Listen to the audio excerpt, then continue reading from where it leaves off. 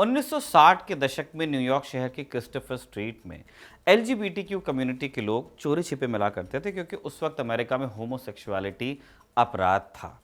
आप ताजुब करेंगे, लेकिन न्यूयॉर्क जैसे मॉडर्न शहर में तक 2011 में ही जाकर सेम सेक्स मैरिज को लीगलाइज किया गया।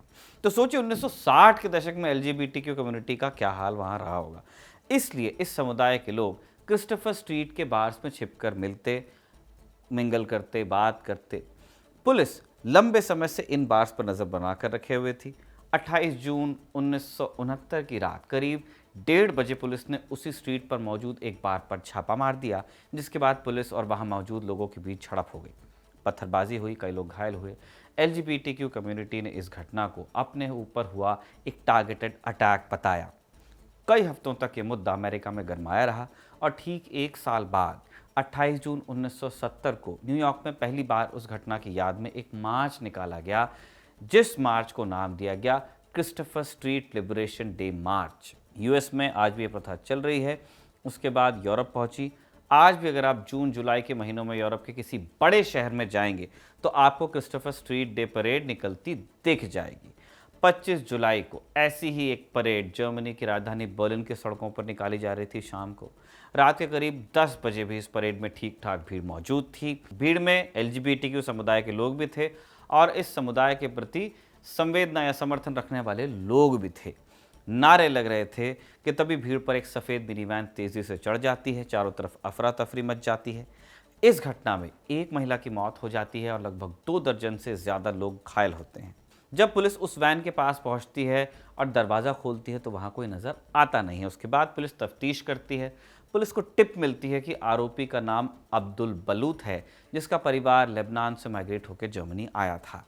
पुलिस को जानकारी मिली कि अब्दुल कहीं छिपा हुआ है और वो पुलिस से बचने के लिए शहर भी छोड़ सकता है। इसलिए पुलिस सड़कों पर, रेलवे स्टेशंस में, एयरपोर्ट्स पर चेकिंग टाइट करती है, लेकिन फिर पुलिस को उसका ठिकाना मिल जाता है। पुलिस वहां पहुंचती है, एक रेड होती है। जर्मन मीडिया में लिखा जा रहा है कि अब्दुल ने जब पुलिस पर हमला करने की कोशिश की तो पुलिस ने उस पर गोली चला दी। उसके बाद अब्दुल को अस्पताल ले जाया गया, लेकिन तब तक वो दम तोड़ चुका था। अब जर्मनी में जनता जवाब मांग रही कि हमला हुआ कैसे। उसके बाद बर्लिन पुलिस ने इस पूरी घटना की ऐसी जानकारी मीडिया के सामने रखी जिसने न केवल जर्मनी बल्कि पूरे यूरोप को दहशत में डाल दिया है। पुलिस ने जानकारी दी है कि अब्दुल आतंकवादी समूह इस्लामिक स्टेट से सिंपैथी रखता था। ये जर्मन पुलिस ने कहा है, ये हम नहीं कह रहे हैं, ना कोई प्रोपेगेंडिस्ट कह रहा है। जर्मन पुलिस का यह कहना है कि ये इस्लामिक स्टेट से सिंपैथी रखता था। उसने ये संगठन ज्वाइन करने के लिए 2 बार जर्मनी छोड़ने की कोशिश की थी, लेकिन पकड़ा गया। कई महीनों तक उसे जेल में रखा गया। उसके सोशल मीडिया पोस्ट की वजह से उसे कुछ वक्त के लिए एक डी रेडिकलाइजेशन सेंटर पे भी रखा गया। यहाँ तक कि जर्मनी की जो घरेलू सिक्योरिटी एजेंसीज हैं, उन्होंने उसे संदिग्धों की लिस्ट में डाला हुआ था। यानी पुलिस की जिम्मेदारी थी उस पर नज़र रखने की, लेकिन पुलिस फेल रही। तो अब ब्रिटेन के बाद जर्मनी में भी इल्ज़ाम लग रहे हैं कि पुलिस मुस्लिम माइग्रेंट्स को लेकर के नर्म है, वो भी ऐसे मामलों में जहां किसी किंतु परंतु की ज़रूरत नहीं थी। साथ में लोग जर्मन चांसलर फ्रेडरिक मेर्स से भी पूछ रहे हैं कि आप आतंकवाद के खिलाफ काम करने वाले जो कानून हैं उनको धार क्यों नहीं देते। जर्मनी के गृह मंत्री इसे इस्लामी आतंकवाद की संज्ञा दे चुके हैं, यानी सरकार का आधिकारिक रुख भी इसे आतंकवाद का ही केस मानता है। अब इस बात की जांच की जा रही है कि क्या इसके पीछे किसी बड़े नेटवर्क का हाथ तो नहीं था, ये आइसोलेटेड अटैक था या किसी नेटवर्क ने प्लानिंग के साथ करवाया, और क्या कहीं अब्दुल जैसे और लोग जर्मनी में मौजूद तो नहीं है। इस दूसरी लाइन का जवाब हाँ में है। ट्रक से भीड़ को कुचल देना इस्लामिक स्टेट के आतंकवादी हमलों के पुराने जो तरीके हैं उनमें से एक है। 2010 में अलकायदा की येमेन ब्रांच ने अपनी मैगजीन में एक आर्टिकल लिखा था जिसमें अलकायदा के लिए वेस्टर्न देशों में काम करने वाले आतंकवादियों से ट्रक का इस्तेमाल हमलों के लिए करने के लिए कहा गया था। उस आर्टिकल में ट्रक की तुलना एक मोइंग मशीन से की गई थी, जो घास काटने वाली मशीन होती है। लेकिन आर्टिकल में लिखा गया कि ट्रक का इस्तेमाल आम लोगों को मारने के लिए किया जाए। उसके बाद यूरोप में ट्रक से हुए आतंकवादी हमलों की लाइन लग गई। मैगजीन में बताया कि कैसे हमला करना है, उसके बाद लाइन हो जाती है। बहुत सारे हमले होते हैं। जुलाई 2014 में बैस्टिल डे के मौके पर फ्रांस में ट्रक से सैकड़ों लोगों को कुचला गया।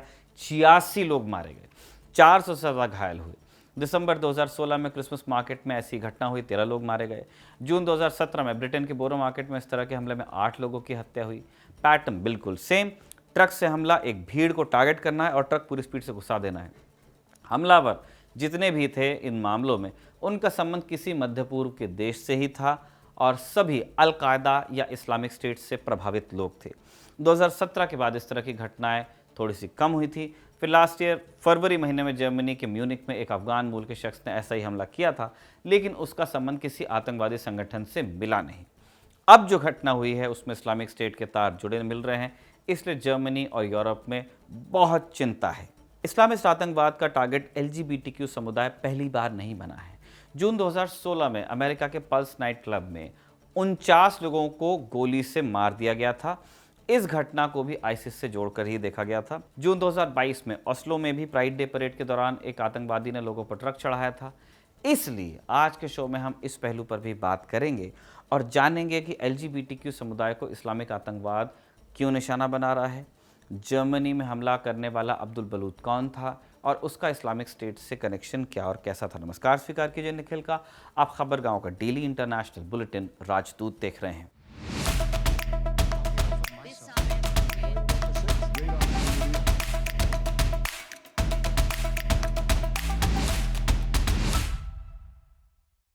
तेईस मार्च 2026 को न्यूयॉर्क टाइम्स में डैनियल बायमन का the Islamic states European front title से एक ओपिनियन पीस छपा। इसमें उन्होंने लिखा था कि इस्लामिक स्टेट अपनी जो छवि बनाता है सफलता के आधार पर बनाता है। अटैक्स इराक और सीरिया में इस्लामिक स्टेट पर अमेरिका के साथ पश्चिमी देश भी हमले कर रहे थे। 2016 में रूस भी सीरिया में इस्लामिक स्टेट के खिलाफ कैंपेन में शामिल हुआ। इससे इन दोनों जगह यानी इराक और सीरिया में इस्लामिक स्टेट कमज़ोर पड़ने लगा। दोनों मोर्चों से प्रेशर आया। डैनियल बायमन लिखते हैं कि कमज़ोर पार्टी का साथ लोग छोड़ने लगते हैं जो हारता हुआ दिखता है। इसलिए इस्लामिक स्टेट ने अपना फोकस वेस्ट की तरफ लगाया। उन्होंने यूरोप में बैठे सहयोगियों को आतंकवादी हमलों के आदेश देने शुरू कर दिए। अब कौन लोग होते हैं जो इस तरह के हमले यूरोप में कर रहे हैं? दो तरह के लोग। एक तो वो होते हैं जिन्हें सीरिया से ट्रेनिंग देकर किसी खास हमले के लिए भेजा जाता था। जैसे फ्रांस के रेडा में जो हमला हुआ था, वो जो 29 बरस का आदमी था उसे सीरिया में ट्रेनिंग मिली थी और उसने फ्रांस लौटने के एक हफ्ते पहले ही इस्लामिक स्टेट की मेंबरशिप भी ली थी। तो ये एक तरह के लोग हैं जिन्हें सीरिया में ट्रेनिंग मिली हुई है और वो आकर के हमले करते हैं। और ये तब की बात है जब इस्लामिक स्टेट पे दोनों तरफ से प्रेशर पड़ रहा था, इराक के साइड से भी और सीरिया के साइड से भी। दूसरी तरह के वो लोग थे जो इस्लामिक स्टेट के सोशल मीडिया कैंपेन से प्रभावित हुए थे, आज भी हो रहे हैं, और अपने ही देश में रहते हुए, जैसा ये केस भी लगता है, इन्होंने हमले का आदेश या तो लिया किसी से या तो फिर ये खुद ही मोटिवेट होकर हमला कर देते हैं। इन लोगों को कोई खास ट्रेनिंग नहीं मिली होती है, ये वेपन्स नहीं चला सकते हैं, बॉम्ब्स नहीं बना सकते हैं, दूसरी कम्युनिकेशन की उनको ट्रेनिंग नहीं होती, इसलिए ये लोग रैमिंग अटैक्स करते हैं, यानी गाड़ियों को हथियारों की तरह इस्तेमाल करते हैं। जितना बड़ा वाहन इनके हाथ पड़ जाता है उसको ये मैनेज करते हैं। एक मिनी ट्रक हो सकता है, एक बड़ा ट्रक हो सकता है, और फिर इसको ये पूरी स्पीड में किसी भीड़ पर छोड़ देते हैं। जर्मनी वाले हमले के तार इस्लामिक स्टेट से अब जुड़े मिल रहे हैं, लेकिन अब्दुल बलूत कैसे इस संगठन के संपर्क में आया, अब तक इसकी जानकारी बाहर नहीं आई है। अब्दुल का ताल्लुक लेबनान से है। उसकी मां को साल 2002 में जर्मनी की नागरिकता मिली थी और 2005 में अब्दुल की पैदाइश हुई जर्मनी में, यानी अब्दुल जर्मन नागरिक ही पैदा हुआ था। 10 तक की उसने पढ़ाई की है और उसके बाद ड्राइवर और सिक्योरिटी गार्ड जैसी नौकरियां वो करता था। उसके पिता तौफीक ने जर्मन मैगजीन स्पीगल से बात की है। मैगजीन को तौफीक बताते हैं कि कुछ ही दिन पहले उनका अब्दुल के साथ लंबी दाढ़ी को लेकर झगड़ा हुआ था। वो अपने बेटे अब्दुल को दाढ़ी छोटी रखने को कह रहे थे, लेकिन वो माना नहीं। तौफीक का कहना है कि उनका परिवार वैसे तो शिया समुदाय का है, लेकिन परिवार बहुत ज़्यादा धार्मिक नहीं है। तौफीक का कहना है कि उनके बेटे अब्दुल का ब्रेन वॉश किया गया है, लेकिन वो आतंकवादी नहीं है और उसका इस्लामिक स्टेट से भी संबंध नहीं है। लेकिन बर्लिन पुलिस अब्दुल का इस्लामिक स्टेट से संबंध बता रही है। रॉयटर्स ने रिपोर्ट किया है कि साल 2025 में अब्दुल बलूत ने इस्लामिक स्टेट ज्वाइन करने की कोशिश की थी। उसने सीरिया जाने का प्लान बनाया था और इसके लिए उसने पहले तुर्की जाने का प्लान बनाया, लेकिन वो सफल नहीं हुआ। फिर वो लेबनान गया, वहाँ उसने इस्लामिक स्टेट से जुड़े कुछ लोगों से संपर्क किया, लेकिन लेबनान में वो अरेस्ट हुआ। 3 महीने की उसको लेबनान में जेल हुई और उसे जर्मनी डिपोर्ट किया गया। सोचिए, एक व्यक्ति जो जर्मनी में पैदा हुआ है वो लेबनान में एक्सट्रीमिज्म के लिए अरेस्ट होता है, जेल में रहता है, बाहर आकर जर्मनी को डिपोर्ट किया जाता है। जब जर्मनी वो पहुंचता है तो एयरपोर्ट पर उसे अरेस्ट किया जाता है और कुछ वक्त बाद रिलीज़ किया जाता है। इस्लामिक स्टेट से संपर्क के अलावा उसका 2 और अपराधों में नाम आ चुका है। साल 2022 में उसने लूटपाट और मारपीट की थी, इस मामले में उसे जेल हुई थी। फिर मई 2026 में अब्दुल बलूद को एक साजिश में पकड़ा गया, जहां वो देश के अंदर हिंसा भड़काने का प्लान बना रहा था। ये सब जर्मन पुलिस कह रही है। क्या प्लान था, कहाँ हिंसा फैलाना था, क्या वो इसी प्राइड परेड में ये जो रामिंग अटैक हुआ है उसी की बात कर रहा था? इन सवालों का जवाब अभी तक पुलिस ने नहीं दिया है, लेकिन उसे साजिश में 1 साल और 10 महीने की जेल तब हुई थी। उसके बाद डी रेडिकलाइजेशन सेंटर में जाने की शर्त पर उसे रिहाई मिली थी। डी रेडिकलाइजेशन सेंटर वाली जानकारी से लगता है कि वो किसी आतंकवादी संगठन से ही प्रभावित हुआ होगा, तभी उसे वहां भेजा गया। जर्मन मीडिया में यह भी लिखा गया कि पुलिस ने उसे ऐसे संदिग्धों की लिस्ट में डाला हुआ था जो देश की सुरक्षा के लिए खतरा थे। पुलिस निगरानी भी करती थी, लेकिन इतने सारे रेड फ्लैग्स के बावजूद उसे 25 तारीख को प्राइड परेड पर ट्रक चढ़ाने से पुलिस नहीं रोक पाई। इस्लामिक स्टेट ने जब इराक और सीरिया के कुछ हिस्सों पर कब्जा कर रखा था, तब वहां वो अपने कानून के मुताबिक ही अपना इलाका कंट्रोल करता था। उस दौरान समलैंगिक संबंध रखने वालों को छत से फेंकने के वीडियोस इस्लामिक स्टेट अपनी साइट पर डालता था, डार्क वेब पर डालता था, टेलीग्राम पर भेजता था।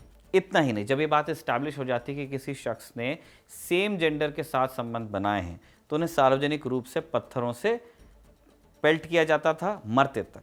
इसमें आम लोगों को भी इन्वॉल्व किया जाता था, ताकि उनको आम लोगों को इकट्ठा करके गैस को पत्थर मारे जाते थे, ताकि वो तो मरे, जो देख रहे हैं उनके मन में डर बैठे।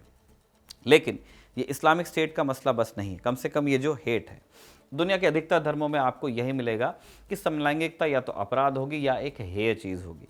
ज़्यादातर इस्लामिक देशों में लेकिन इसे क्राइम के तौर पर ट्रीट किया जाता है। अफगानिस्तान में अगर आपके समलैंगिक होने का पता चला तो आपको कोड़े से मारा जाएगा। सऊदी अरब और ईरान दोनों जगह 2 साल से लेकर उम्र कैद और कई केसेस में मौत की सज़ा का प्रावधान है। पाकिस्तान में भी समलैंगिकता को अपराध माना जाता है और वहाँ उम्र कैद हो सकती है। इस्लाम धर्म की किताबों में भी यही बात लिखी गई है। सुन्नी और शिया दोनों बड़े समुदाय इसे गुनाह मानते हैं।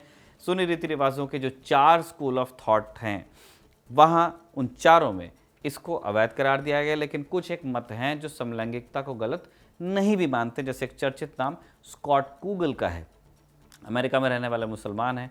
उन्होंने इस्लामिक स्टडीज़ की पढ़ाई की है, ड्यूक यूनिवर्सिटी में इसी विषय पर उनकी पीएचडी है।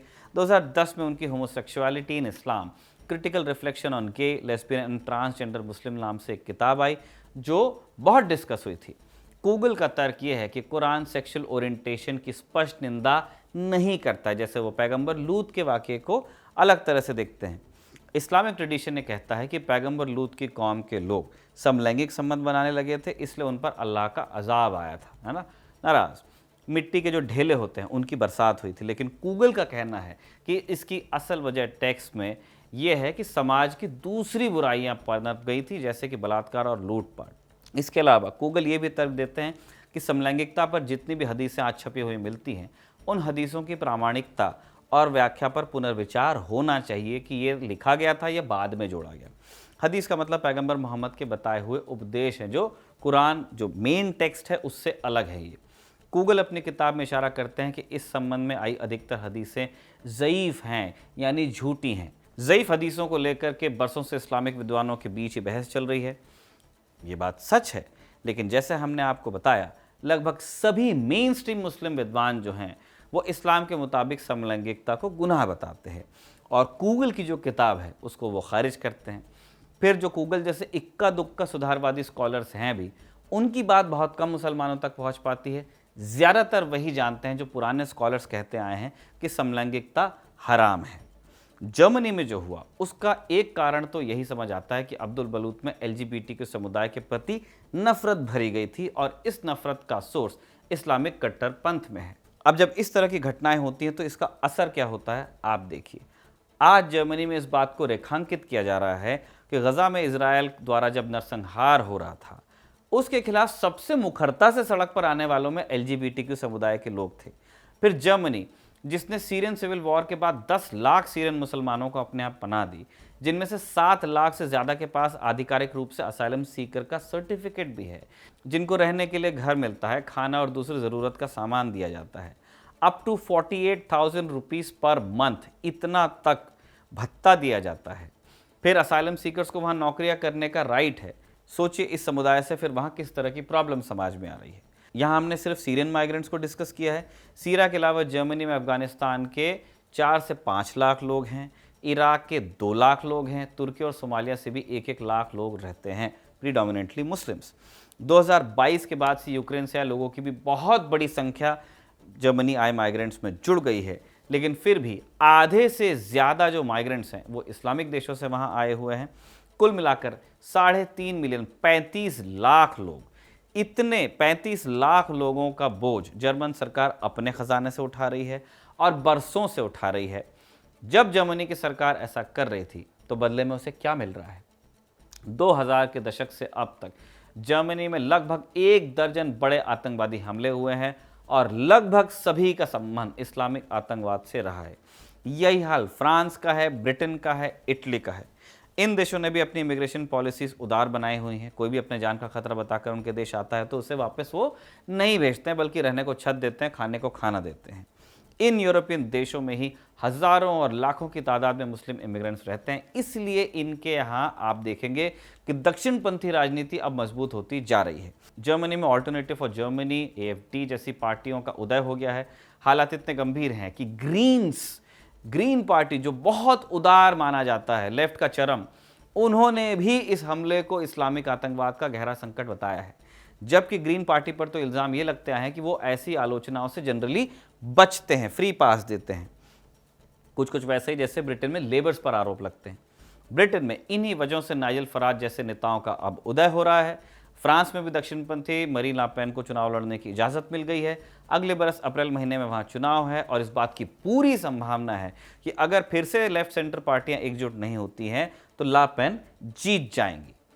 ऐसे नेता जब पावर में आएंगे तो अपनी एक्सट्रीम पॉलिसीज़ को इम्प्लीमेंट करेंगे जिनका वो बरसों से वादा कर रहे हैं। इसलिए यूरोप के लेफ्ट या सेंटर टू लेफ्ट पार्टीज़ को सोचना होगा कि वो कैसे इन चुनौतियों से निपटने वाले हैं और क्या उस इल्ज़ाम में दम है कि वो माइग्रेंट्स की उन बातों को लेकर भी नर्म हैं जहां किंतु परंतु की कोई ज़रूरत नहीं है, जैसे कि ये एक आतंकवादी हमला।